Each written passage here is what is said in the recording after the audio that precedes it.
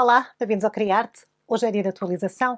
Hoje vamos ficar com a análise da série de Francisco de Goya, Caprichos. Bem-vindos. Olá, bem-vindos ao Criarte. Meu nome é Sara. Hoje é dia de atualização do nosso canal. Hoje vamos ficar com um vídeo mais extenso, um vídeo de análise da obra de Goya. Na verdade, este vai ser o último vídeo desta série acerca de Goya. Vou deixar mais um para gravar mais tarde, lá para agosto, enfim. Quando nos der saudades, nós voltamos a Goya. Quando nos der saudades do romantismo, vamos voltar a Goya, claro. Mas hoje vamos analisar não um trabalho, mas uma série inteira de trabalhos. Eu perguntei se queriam que eu analisasse esta série e vocês disseram que sim, então eu trago-vos a série. Agora vou-vos dizer com toda a verdade que vai ser longo, porque eu vou-vos mostrar. Este é o guião. Eu sou a antiga, eu ainda escrevo. E este guião é assim, frente e verso, estão a ver 23 páginas, portanto preparem-se. Mas é assim, é muito interessante se analisar, porque é uma obra gráfica diferente, uma vez que são impressões, é um estilo muito diferente, porque é um estilo que Goya usou ao longo de toda a sua carreira, que é a crítica social, crítica à sociedade em que vivia, e é uma forma de nós percebermos mais também o artista quando percebemos o seu contexto histórico, a sociedade em que ele estava inserido. Por isso, hoje vamos analisar Francisco de Goya e a sua série Caprichos. A série Caprichos, de Francisco de Goya, incorpora gravuras sombrias que apresentam o povo comum espanhol e confrontam tópicos difíceis. Esteticamente, antecipam a sensibilidade moderna e o deslocamento para uma arte dominada pela subjetividade e pela liberdade criativa. Biograficamente, os Caprichos aparecem numa das décadas mais decisivas na trajetória na vida e na produção artística de Goya. A razão pela qual o Goya decidiu estabelecer uma sequência de imagens que viria a ser conhecida como a série Caprichos, é caracterizada por um afastamento da arte normativa e a consequente aproximação aos domínios da invenção. A nível pessoal, Goya tinha uma doença que não sabia o que era, que acabou por o deixar surdo. Ele tinha relações de amizade e relações pessoais com membros da alta sociedade, como a duquesa de Goya, como a família Osuna, e também tinha um grupo amigo de intelectuais que eram muito inspirados pelo iluminismo que vinha de França. E o que se passa é que o Goya é apanhado no meio de dois mundos. De um lado, o iluminismo, do outro lado, aquela gente mais conservadora para a qual ele pintava, e também a corte. Então o Goya tinha acesso a muitos comportamentos, ao comportamento daquelas pessoas mais conservadoras, ao comportamento daquelas pessoas mais modernas, aquelas que olhavam para o iluminismo. E o que ele decide fazer é uma sátira a essa gente, assim à gente rica, à gente de poder. Quem é que ele vai querer fazer sátira? Vai fazer sátira com os membros da Igreja, que era poderosíssima, estamos aqui numa época em que a Inquisição estava a bombar, aos membros da alta sociedade, monarquia e aristocracia, claro, e também ao povo, aos intelectuais, aos seus amigos. Ele vai criticar toda a gente. O Goya, para além de ser um pintor famoso nesta altura e rico, era também um ser humano que gostava muito de observar os outros. Ele estava a sofrer um isolamento progressivo devido à sua surdez e também estava a ficar muito desconfiado dos seres humanos e das suas preocupações sociais. Assim, estas estampas produzidas por Goya, que se chamavam série Caprichos, acabaram por ser entendidas como expressão ideológica do século da razão, colocando-as no nível de representação visual do movimento de índole filosófica, política e cultural. Esta série tem que ser contextualizada dentro da visão específica da história, segundo a qual o ambiente, cada vez mais degradado, do rei e da sua esposa Maria Luísa e também do primeiro-ministro Godoy, que na verdade era amante da rainha, tudo isto gerava uma violenta contestação dentro e fora da corte por parte dos reformistas. A monarquia estava a ser colocada no alvo, quer pelos privilegiados, quer pelo povo. E é nesta altura que Goya decide conceber a sua coleção de estampas satíricas, coincidindo com um momento politicamente favorável, caracterizado pela constituição de um gabinete progressista, com Jovellanos como secretário da Graça e da Justiça e também Francisco Saavedra como responsável pela Fazenda. Claro, claro que em relação à estrutura temática escolhida por Goya, temos algumas questões. A teoria clássica é a divisão da série em duas partes. Esta envolve admitir uma disposição orgânica nas imagens, segundo a qual as cenas aparecem ordenadas por temas que avançam no âmbito racional para o domínio do fantástico, ou seja, do natural para o sobrenatural. Se pensarmos que esta teoria é correta, isto sugere que as primeiras obras de Goya correspondem a cenas de bruxaria, a seguir as do cortejo e casamento, depois prostituição, depois ignorância, depois vaidade, depois ociosidade na nobreza, para finalmente retornar ao mundo sobrenatural das criaturas grotescas, que já não têm nada a ver com as bruxas das primeiras cenas. De acordo com os resultados obtidos, a ordem da série está radicalmente distante do que agora apresenta. O Goya deixou algumas explicações escritas, no entanto, tudo isto também está envolto em várias teorias e controvérsias. Vocês percebem que na vida de Goya nada é muito claro. Existem sempre várias tendências para interpretar o seu trabalho. E as teorias, aqui, claro, também são várias. Uma das dificuldades é a tendência para explicar ou para identificar personagens como indivíduos específicos, o que implica um processo de redução de caráter genérico das cenas que não fazem um paralelo com a vontade do artista. O Goya diz que estes personagens são generalistas, que não é ninguém específico. Este não é o rei, este não é o primeiro-ministro, esta não é a marquesa.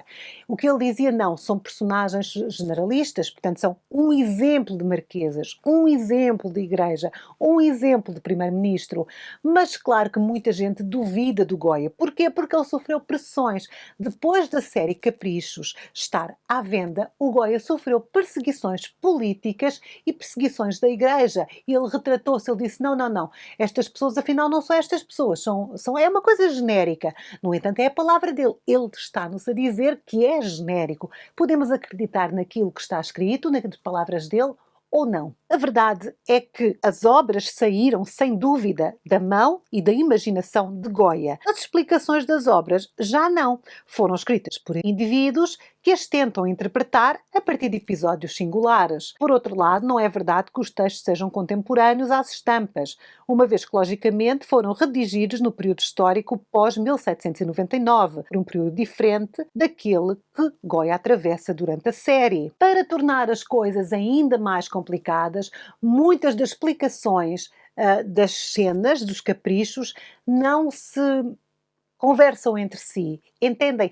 Existe uma disparidade de explicações que muitas vezes falham na data, falham nas pessoas, enfim, vão contra aquilo que o próprio Goya disse ou vão a favor do que outra pessoa disse. É muito difícil ser especialista em Goya. Na verdade, até hoje, as explicações das imagens são inspiradas pelas imagens e ponto final. Quer a série Caprichos, quer a série Desastres de Guerra, de Francisco de Goya, incorporam gravuras sombrias que apresentam o povo como um espanhol e confrontam tópicos difíceis como a guerra, a agressão e a morte. No entanto, esta série Capricho destaca-se por contrastar com tudo o que ele fez até ali. Goya depende das pessoas ricas que podem pagar as suas obras. Goya é o pintor do rei. Goya é o pintor da corte. Goya é o pintor das classes altas. E a seguir faz uma série de imagens para serem publicadas que fazem pouco destas pessoas. Ou seja, ele está a morder a mão que o alimenta. Ele está a irritar as pessoas de quem ele depende. Estas gravuras de Goya são inconsistentes com as pinturas anteriores dos aristocratas espanhóis que saíram do seu pincel. Os esboços da série Caprichos defendem a ideia de que esta série é inovadora porque os sujeitos são cidadãos típicos espanhóis, revelando que Goya fez a transição da pintura de retratos aristocráticos para desenhar o povo comum. Por exemplo, uma gravura como O Sono da Razão Produz Monstros verifica que Goya substitui as suas vibrantes pinturas religiosas com uma realidade muito sombria. Nesta gravura, o artista está dormindo, enquanto corujas e morcegos voam por cima. Os olhos do espectador são atraídos pelo grande morcego voando acima de todas as outras criaturas, e este morcego tem a cor mais escura de todas. Os elementos são divididos em partes separadas. O artista está de branco, as corujas são cinza e o elemento final do mal, o morcego, é preto e está no topo da gravura. O morcego espalha as suas asas e comunica que ele está a espalhar a desgraça. Ele afirma o seu domínio primeiro enquanto domina todos os outros. Isto contribui para um sentimento de desesperança, já que o artista deitado sugere que está tentando frustrar os horrores que vêm para cima dele. Além disso, esta gravura exemplifica como esta série é original, porque os assuntos de Goya agora estão a mudar. A rigidez da clientela rica agora é trocada pelo desespero do povo comum. Goya ganhou força para completar o retrato do Conde de Floridablanca e este sucesso rendeu-lhe o título de pintor da corte. Com esta série Caprichos, o Goya reverte o seu legado como um pintor de retratos estabelecido para os ricos, enquanto que em gravuras como esta, O Sono da Razão Produz Monstros, ele se apresenta como um artista que destaca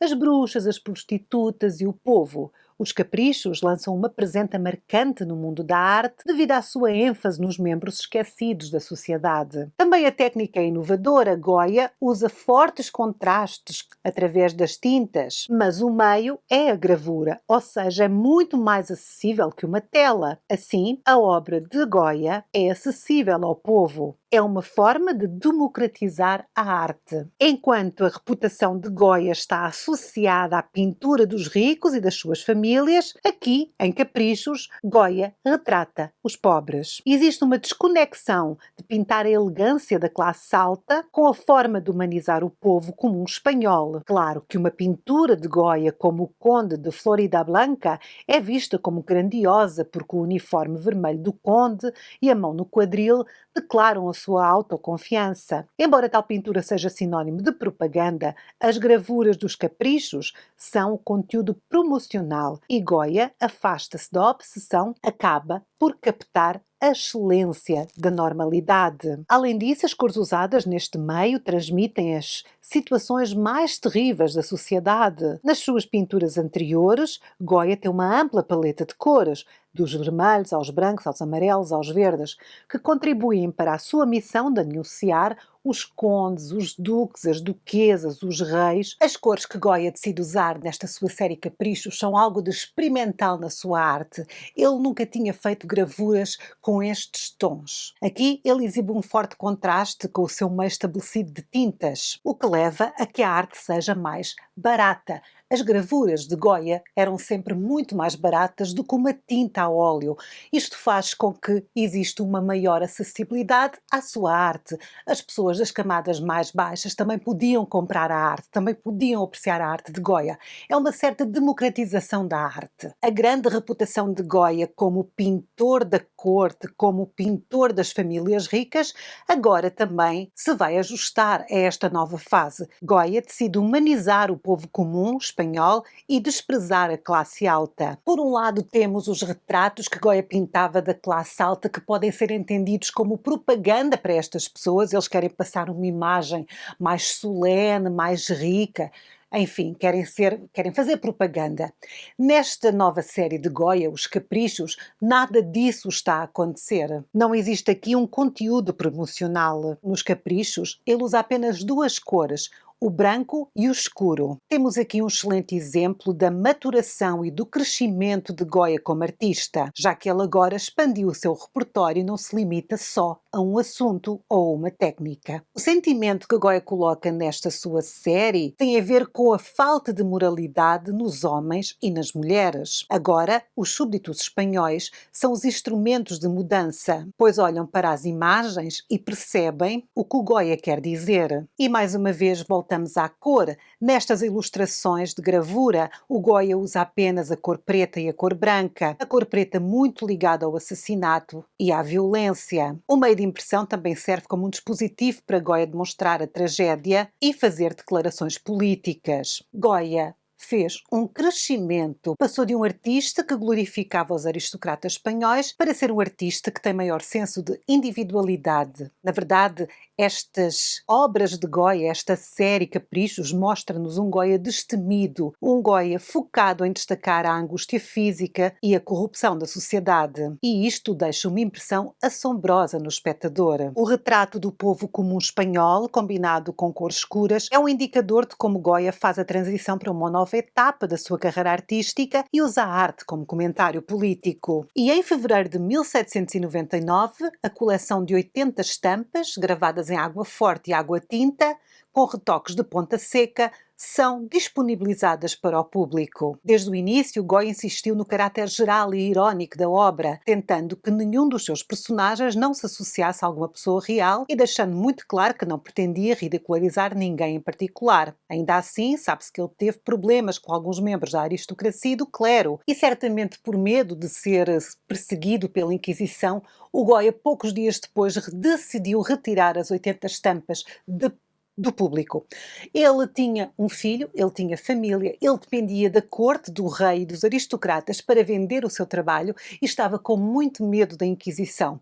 Portanto, depois deste comentário político e social, ele deve ter arrependido e decidiu então retirar tudo. Ele até ofereceu os originais ao rei, prometeu que nunca mais voltava a fazer nada assim, mas mais tarde fez os desastres da guerra. Foi em 1803 que Goya decidiu oferecer as pranchas e todas as tiras disponíveis ao rei. Os caprichos são consequência, por um lado, do ambiente geral da época, em que a Revolução Francesa terminou numa sociedade estatal com pretensões ilustradas, e por outro lado, o isolamento de Goya provocado pela sua doença e surdez. Outra influência muito clara nestas obras que estamos a ver é a transição da literatura do barroco espanhol para um realismo social e para a denúncia de uma realidade. Na verdade, nesta série o que nós podemos observar é que Goya inventou, inspirado na realidade que o envolvia, todo um mundo de personagens populares que se destacam pelos seus defeitos e pelos seus vícios. Ele recriou caricaturas de certos tipos humanos depois de observar analiticamente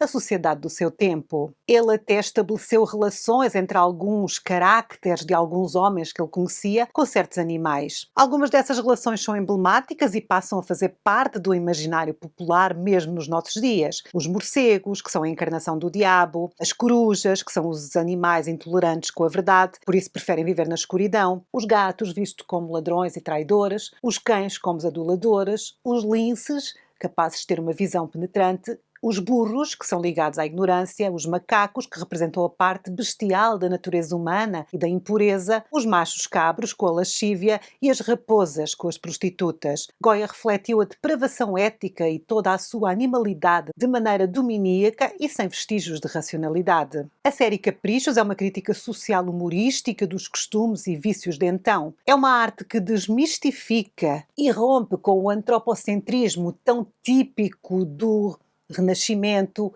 e do neoclassicismo. Quando eu digo que o Goya passou por todos os movimentos, ele pertenceu a todos, sem pertencer realmente a nenhum, é verdade. Portanto, ele vai beber muita coisa a outros movimentos, mas depois o seu trabalho é completamente original. Cada uma das pranchas ou desenhos ou lâminas são acompanhadas por títulos ou lendas mais ou menos breves. São ditos populares, sentenças lapidárias ou frases com um significado muito vago, quase enigmático. Percebe-se um ataque à Inquisição e à Igreja, às vezes muito tendencioso, às vezes claramente manifesto, que mostra o Goya mais esclarecido, mais anticlerical, mais ligado ao iluminismo. Muitas das cenas também são oníricas, parecem ter sido sonhadas numa noite de pesadelo, e nestas lâminas aparecem as prostitutas, os ladrões, as bruxas, os fantasmas, os animais fantásticos que se reúnem nos pesadelos de Goya. As mulheres nesta obra assumem diferentes formas físicas e condições morais diferentes também. Temos as jovens bonitas que induzem o pecado e, por sua vez, são vítimas dele. Temos também as bruxas feias, desdentadas e velhas. Os personagens masculinos são muito mais variados. Temos frades, temos doentes, bandidos, xerifes, notários, músicos, médicos pretensiosos, temos os ignorantes, os labregos, os nobres, enfim.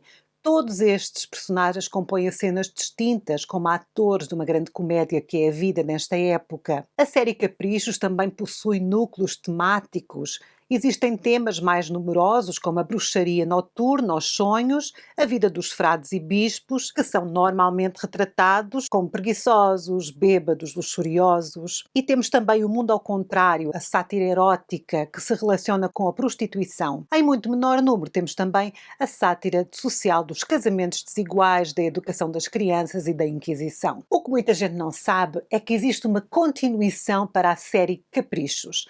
Muitos anos depois, quando o pintor já vivia isolado na sua quinta nos arredores de Madrid, na Quinta del Sordo, ele resolveu dar uma continuidade à série Caprichos e resolveu fazer uma série chamada de Provérbios, também conhecida como Disparates. Esta é uma série mais curta, com apenas 22 estampas, realizada entre 1815 e 1823, que é a data de exílio do pintor. Estas permaneceram inéditas até o ano de 1864, quando a Real Academia das Belas Artes de San Fernando editou 18 gravuras sob o título de Provérbios, que anos mais tarde foram ampliadas ao encontrar-se mais 4 lâminas, que estavam na posse do pintor madrilenho Eugênio Lucas, que era grande admirador de Goya. Estas novas imagens são muito mais difíceis de interpretar, há muitas teorias diferentes e os especialistas em Goya consideram-na incompleta. Portanto, para além das 80 lâminas originais da série Caprichos, temos mais 22 da série Provérbios, que se complementam. Esta série Provérbios representa cenas alegóricas, sonhos, disparates e fantasmas. Também há cenas de violência e sexo. E parece que Goya gostava de transformar as suas obras em verdadeiros enigmas.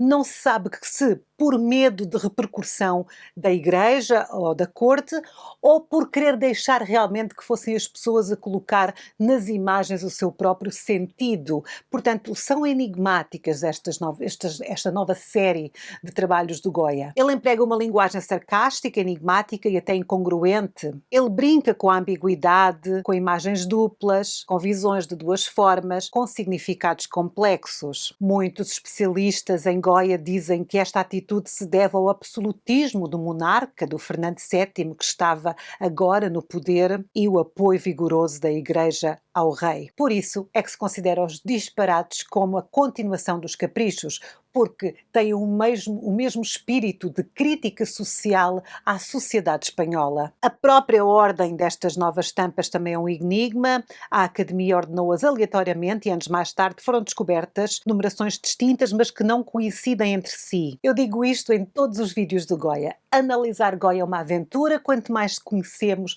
mais queremos conhecer e mais dúvidas se vão levantando acerca do seu trabalho, da sua vida e do que é que ele queria transmitir. Vamos voltar para a série Caprichos, que está muito mais bem documentada, está muito mais bem analisada, há mais certezas, até porque o próprio Goya muitas vezes falou ou escreveu com os seus amigos e explicou algumas ilações que ele queria lá colocar. Vamos então voltar à série Caprichos. A série começa nos desenhos de 2 álbuns. O álbum de Sanlúcar, conhecido como álbum A, que vai de 1796 a 1797. Este foi feito durante a sua estadia na propriedade da duquesa de Alben de Sanlúcar de Barrameda, Cádiz. E depois temos o segundo álbum, que é o álbum de Madrid, ou álbum B. Neste segundo ele fez desenhos e anotações, a tinta chinesa, e depois passou para a chapa de metal. Além disso, conservam 113 desenhos preparatórios nos quais esta relação com os álbuns é manifesta. São 80 as estampas completas, impressas em 1799, com um anúncio de venda na Gazeta de Madrid de 6 de fevereiro como coleção de estampas de assuntos caprichosos inventadas e gravadas em água forte por Dom Francisco de Goya. Em um extenso texto, o autor justifica o seu trabalho, afirmando que a pintura pode também ser um veículo para censurar erros e vícios humanos, assim como a poesia, e defende a capacidade criativa do artista, opondo-a ao copiante servil. No final do texto, ele diz ainda: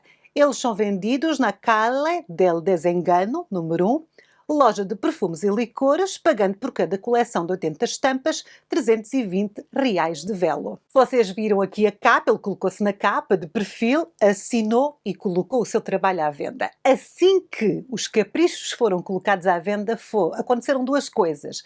Primeiro, foram um sucesso, o povo adorou. Segundo, a Inquisição foi imediatamente alertada e já ficou muito pouco feliz. Goya chamou as suas estampas de assuntos caprichosos que se prestam a apresentar as coisas de forma ridícula, a fustigar preconceitos, imposturas e hipocrisias consagradas pelo tempo. Da estampa 37 à 42, inclusive, são caprichos sobre burros. A partir da 43, abundam bruxas, doentes, frades e demónios. Existem 3 comentários manuscritos, 2 deles com letra de Goya, que se conservam no Museu do Prado, que fazem parte da antiga coleção Cardarera. Na Biblioteca Nacional, e ainda um 1 na coleção Ayala. Neles se esclarece a mensagem da estampa com uma glossa de breve título que está inscrita ao pé de cada uma delas. Estes caprichos foram o símbolo do goiesco, que transmitiram uma nova maneira de enfrentar a realidade com uma linguagem mais fresca da qual os artistas do século XIX depois farão eco. Os caprichos têm, na verdade, um significado universal. No entanto, por causa da Inquisição e da situação política em Espanha, Goya teve que disfarçar os verdadeiros significados de muitas das suas impressões. Portanto, a sua declaração pública e muitos dos seus comentários escritos à mão, contidos em manuscritos agora no Museu do Prado, escondem propositadamente ataques específicos e referências a pessoas verdadeiras. Na verdade, até mesmo os títulos escritos de Los Caprichos são muitas vezes ironicamente ambíguos. Outros manuscritos contemporâneos, como os que pertenciam a Adelardo López Ayala ou o manuscrito anónimo na Biblioteca Nacional de Madrid, identificam indivíduos do período e fornecem comentários muito mais específicos. As referências das próprias imagens pictóricas geralmente eram muito claras. Numa carta datada de 20 de dezembro de 1825, a um seu amigo, o Joaquim Ferrer, Goya explicou que havia sido denunciado à Inquisição, mas não existem, historicamente, registros de qualquer julgamento. As primeiras ideias de Goya para muitos dos caprichos aparecem em 2 álbuns de desenho. Já vos falei, o álbum A e o álbum B. O primeiro álbum, aquele que ele desenhou na casa da Duquesa d'Alba, ele desenhou com um pincel e tinta da China em ambos os lados de cada página do álbum para criar a sua primeira série de desenhos unificados. A Duquesa d'Alba, ela própria, aparece em vários dos desenhos, enquanto outros representam várias jovens que podem ser as suas servas. A natureza íntima de várias cenas sugere que Goya foi autorizado a observar os momentos mais privados da Casa d'Alba. Se vocês têm curiosidade acerca da relação entre a Duquesa d'Alba e Goya, eu tenho uma análise da obra Duquesa d'Alba, do Goya, aqui no nosso canal. Vou deixar o card para vocês irem lá, porque eu falo um pouquinho mais acerca desta relação, que, atenção, nunca foi confirmada por nenhum deles. O que nós sabemos são cosquices do século XVIII, que as pessoas diziam, que as pessoas assumiam. A verdade é que ela retratou mais que uma vez, ela faz parte também dos caprichos, e ele realmente desenhou-a assim a dormir a sesta, portanto dá a sensação que havia aqui algum grau de intimidade. Neste álbum podemos observar as pinceladas leves e delicadas de Goya, que capturam perfeitamente as poses das figuras e o clima espontâneo de cada cena. Ele mostra várias jovens desfrutando das suas cestas de verão, de passeios à noite, enquanto outras se reclinam, normalmente nuas. 2 destes desenhos antecipam os caprichos. A jovem vestida de maja e sentada em uma cadeira é a fonte do capricho 15, o conselho fino. E outra imagem é uma menina que puxa a meia. Esta torna-se modelo para o capricho 17, é bem puxado para cima. Já no álbum de Madrid, Goya provavelmente começou e terminou em Madrid em 1797. Estes desenhos, tal como no primeiro álbum, são esboçados com pincel e tinta da China em ambos os lados de cada página. No entanto, as páginas são maiores, cuidadosamente numeradas e muitas vezes retocadas por Goya com caneta e tinta sépia. A primeira parte deste álbum retrata majas envolvidas em encontros amorosos com pretendentes masculinos. Estes encontros às vezes terminam em brigas de amantes ou até mesmo em morte. Em geral, no entanto, Goya mostra-nos um mundo mais rococó, um mundo leve, com concertos, com balanços, com passeios à tarde, com tertúlias. As composições são mais complexas que do álbum A, no entanto, o estilo e o humor mudou abruptamente com a folha dos desenhos numerados 55 e 56.6. Do lado desta folha, uma mulher parecida com a Duquesa d'Alba aparece vestida com uma fantasia de maja. Ela segura uma meia máscara na mão e é acompanhada por figuras disfarçadas de carnaval. O título Máscaras Cruéis está escrito acima deste desenho. Depois desta página, o álbum é dominado por máscaras, bruxas e caricaturas. O estilo torna-se mais grosso e mais angular e as figuras mostram menos modelagem e uma definição mais ampla. Goya também insere algumas legendas, como é no caso da confiança, na humildade versus orgulho. São acrescentadas de forma irónica para sublinhar o significado dos desenhos. Todas estas mudanças indicam uma nova intenção sátira que culminará então com os caprichos. Eles também expressam a sensação de crescente desilusão com a humanidade. A verdade é que a partir de certa altura Goya começa a atacar pessoalmente a Igreja, os aristocratas e em especial a Duquesa d'Alba. Ela aparece de forma muito pouco favorável em alguns caprichos. E ainda em Madrid, enquanto Goya estava a terminar estes desenhos do álbum B, ele acabou por se dedicar a impressões com o tema dos sonhos. Os desenhos preparatórios para esta série serviram como fonte para os caprichos finais. Todos estes desenhos foram executados em caneta e tinta sépia, com a adição ocasional de tinta da China. Um dos mais importantes desenhos do tema Sonho no Museu do Prado é aquele que aparece numerado como número 18. É executado em caneta e tinta sépia e contém uma inscrição a lápis que diz: pintor em miniatura, em minutos ele a corteia ao atravessar a Praça de San António em Cádiz. Através desta inscrição a lápis, Goya escreveu em tinta: antigo e moderno, origem do orgulho. Este desenho Sonho, por sua vez, foi a fonte do Capricho 27, qual é o mais superado. Na verdade, as duas principais figuras, os cães, a mulher à esquerda, a mulher por trás do grupo principal e a mulher com a ovelha Celestina à direita, são muito semelhantes tanto no desenho Sonho quanto na gravura. O desenho, no entanto, tem um fundo detalhado que representa a torre cineira e muralhas da cidade. A torre lembra da igreja de Santo António de Cádiz e provavelmente foi esboçada por Goya durante a sua estadia em Cádiz no verão de 1796. O homem assemelha-se a Goya e a mulher no traje de maja certamente deve ser a Duquesa d'Alba. O cachorro, na extrema esquerda, é o mesmo que aparece no retrato da Duquesa d'Alba de 1795. Esta obra está na coleção Alba em Madrid. No desenho e na gravura, os dois cães repetem as posições do homem e da mulher. No capricho final, Goya eliminou as referências específicas a Cádiz. Da mesma forma, ele dá ao trabalho um significado muito mais universal, comentando sobre os enganos amorosos, mútuos, que existem na relação entre o homem e a mulher. Goya e a Duquesa d'Alba também aparecem no capricho 19. Todos cairão. Nesta gravura, duas raparigas estão arrancando um homem-pássaro, enquanto uma velha procuradora, de lábios grossos, olha alegremente para cima, para onde outros homens alados voam em torno de uma mulher-pássaro empoleirada em uma árvore. No desenho preparatório de giz vermelho, a mulher-pássaro tem um peito inchado e as características da rainha Maria Luísa. O homem-pássaro que voa da esquerda, com um chapéu militar e espada, assemelham-se ao favorito e amante da rainha, Manuel Godoy. A cabeça de perfil da mulher-pássaro lembra o retrato equestre de Goya de Maria Luísa no Museu do Prado. Goya, sem dúvida, percebeu que este ataque à rainha era perigosamente óbvio, já que ele mudou a gravação final. Ele deu à mulher-pássaro as características da Duquesa d'Alba e colocou um homem-pássaro ao lado dela com o seu próprio rosto. Assim ele comentou sobre o seu relacionamento com a Duquesa d'Alba. O significado geral da impressão, no entanto, transcende esta referência específica.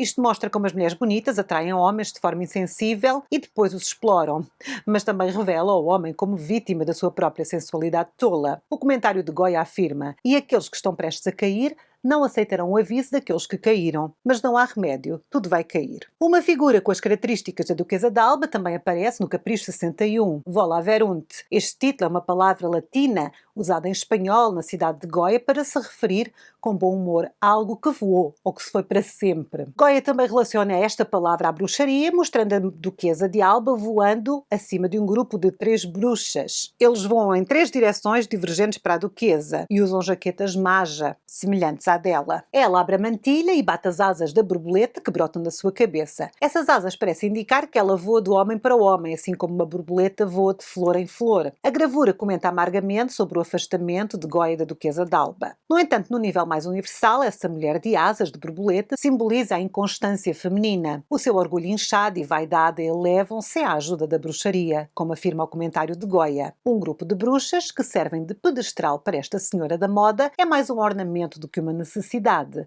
Há cabeças tão inchadas com gás inflamável que podem voar sem a ajuda de um balão ou de bruxas. Estou a gostar.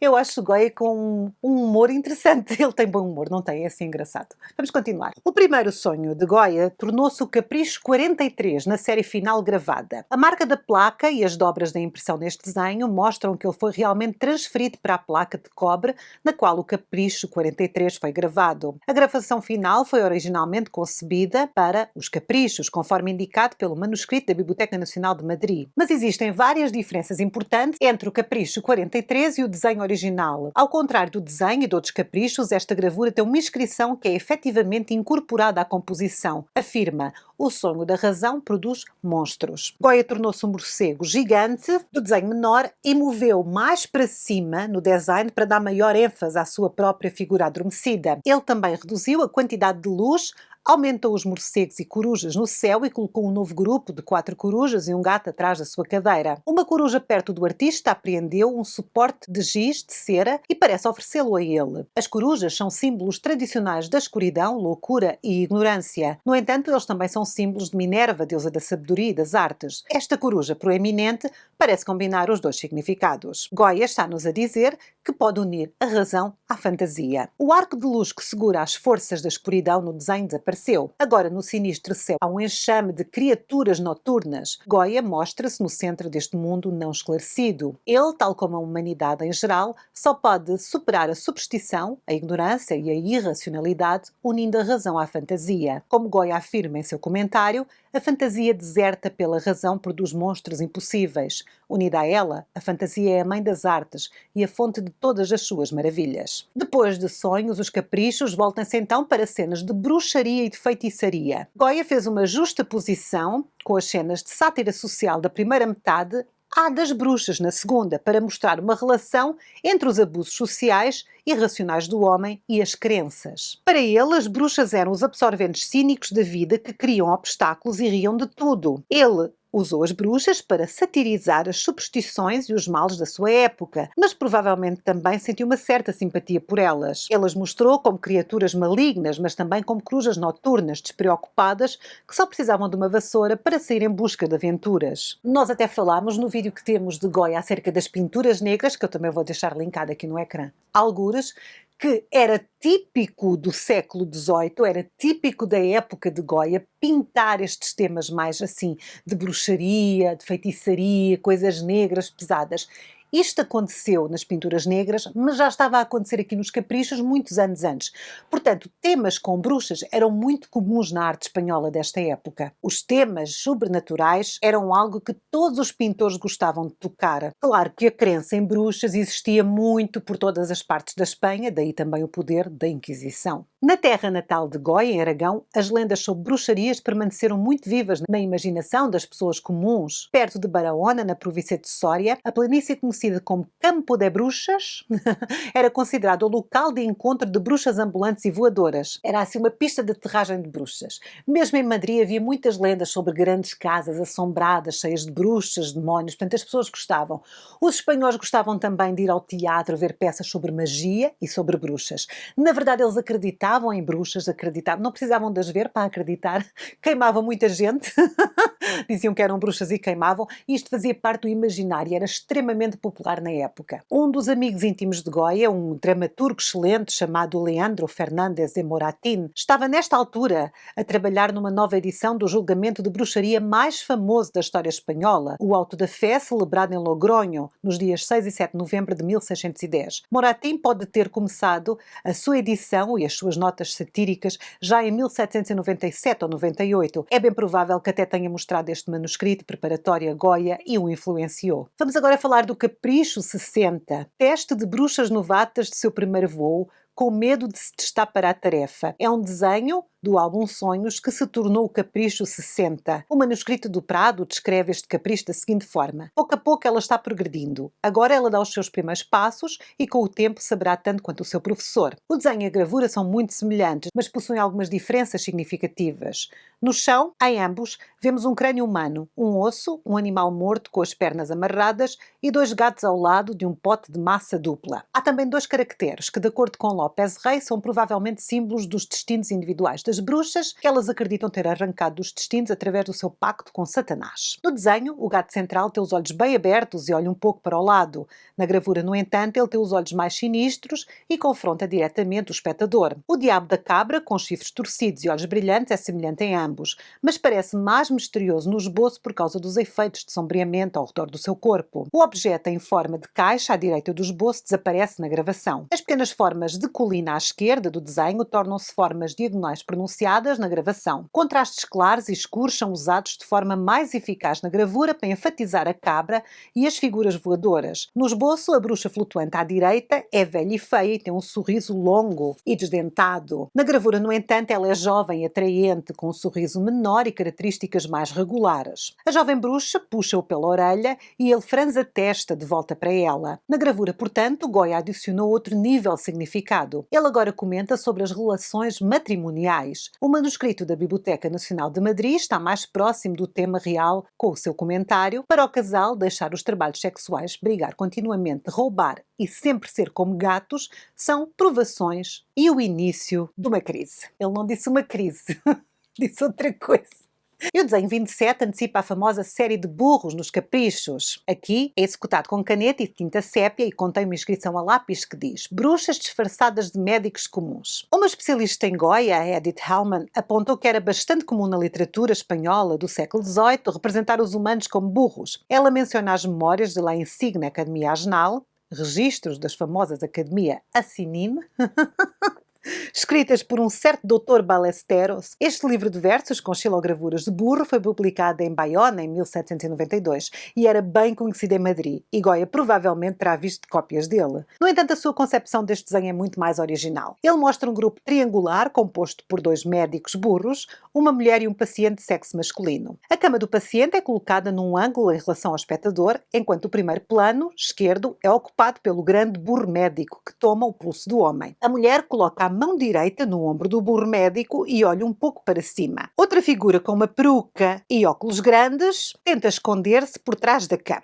Ele lê alegremente um livro ou receita que segura com os seus cascos enluvados. Goya liga estes médicos bestiais a bruxas, que também são famosas por suas poções letais e curas farsas, ou seja, mentirosas. Pode haver uma referência autobiográfica pretendida aqui, já que Goya estaria mais do que familiarizado com médicos bestiais após a sua doença grave que ninguém sabia o que era e que acabou por o deixar surdo. Além disso, a mulher no desenho, curiosamente, se assemelha mais uma vez à Duquesa de Alba. Coitada, ele não gostava muito dela. Goya pode estar sugerindo que o amor dessa mulher encantadora é tão falso quanto as curas falsas destes médicos burros. Do desenho para a impressão, Goya simplificou muito a composição, eliminando a mulher e o grande burro. Um fecho diagonal dramático de luz agora direciona-se para o médico, e o médico burro é enorme, e é colocado mais perto do plano da imagem e mostrado inclinado diretamente sobre o paciente. Ao contrário do seu contraparte, no primeiro esboço, este burro usa sapatos nos seus cascos inferiores e um anel de diamantes em seu casco direito estendido. Os seus olhos estão fechados por ignorância enquanto ele toma o pulso do paciente. O paciente e a sua cama estão agora colocados paralelos ao plano de imagem e a sua cabeça está virada para cima. Há uma grande cortina ao fundo e duas formas sombrias pairam atrás da cama. O que nós podemos perceber nesta série de caprichos, quando olhamos assim desta forma, quando vemos o estudo inicial no seu álbum e depois quando vemos a prancha final,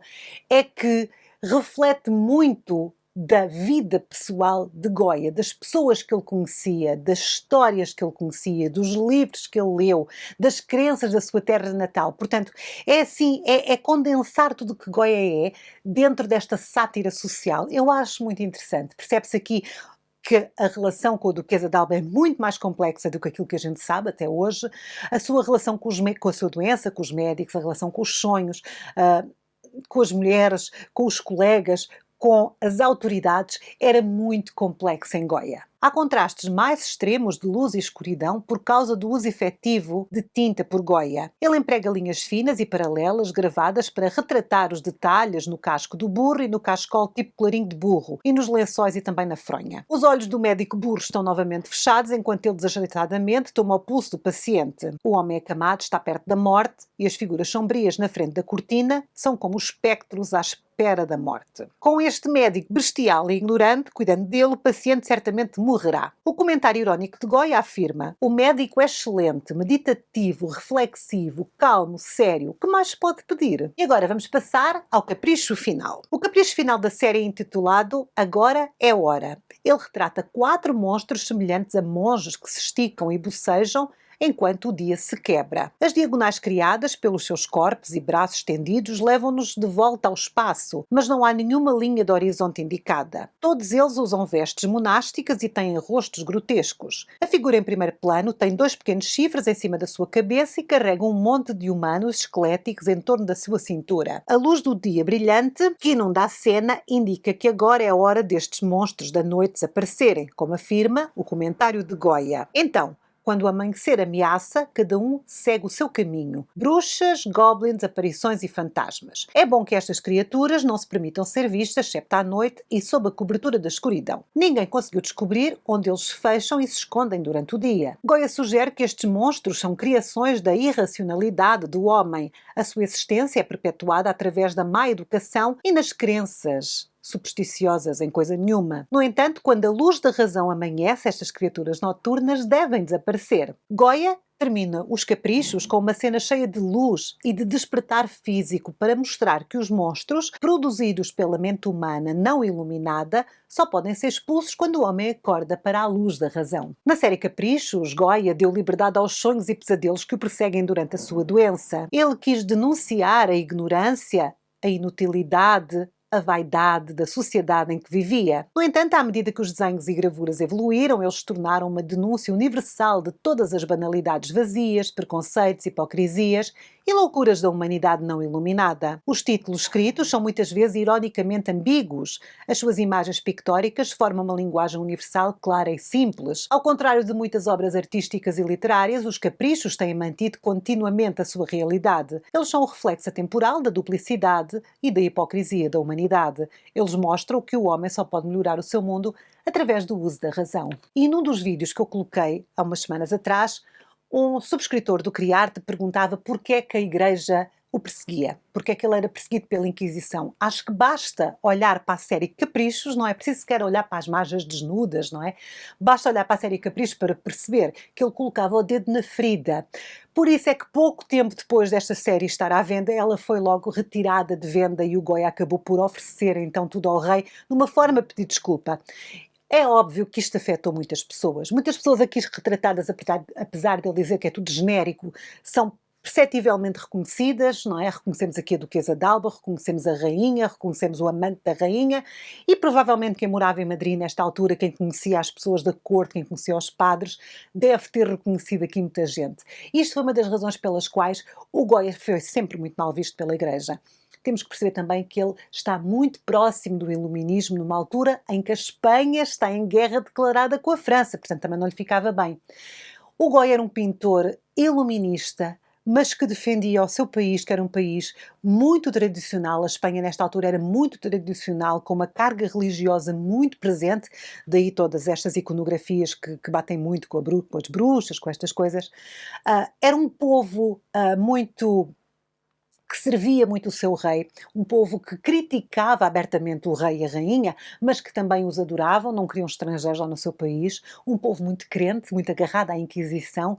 Portanto, foi um ato de coragem muito grande para Goya publicar estas suas sátiras sociais. E ainda bem que o fez, porque mesmo por muito pouco tempo elas tornaram-se famosas, famosíssimas fora de Espanha, influenciaram muitos artistas e acabam por nos dar uma visão muito clara do que era a sociedade espanhola do século XVIII e provavelmente a sociedade europeia. De certeza que a portuguesa era parecidíssima. Somos latinos, somos muito parecidos.